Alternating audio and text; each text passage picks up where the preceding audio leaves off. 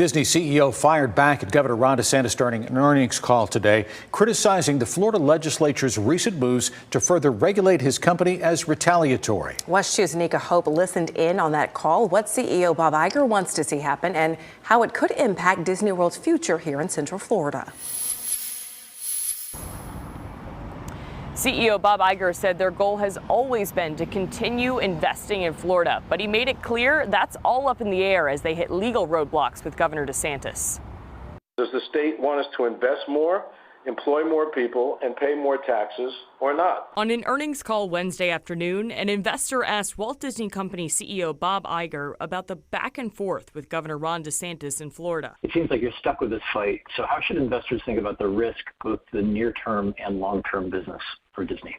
Regarding Florida, I got a few things I want to say about that. Iger said they never imagined defending their business interest in federal court, pointing to their recent lawsuit against Governor Ron DeSantis. This is about one thing and one thing only, and that's retaliating against us for taking a position about pending legislation. And we believe that in us taking that position, we are merely exercising our right to free speech.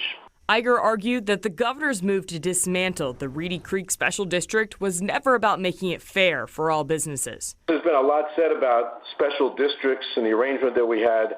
I want to set the record straight on that, too. There are about 2,000 special districts in Florida. Iger referred to the Daytona Speedway and the Villages. If the goal is leveling the playing field, then a uniform application of the law of or government oversight of special districts needs to occur or be applied to all special districts.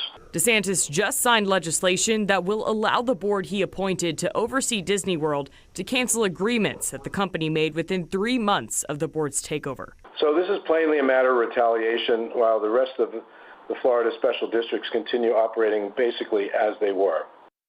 But just days after Disney filed its lawsuit, the board appointed by DeSantis filed its own lawsuit against Disney. They say a lot of the things the previous board put in place are now void.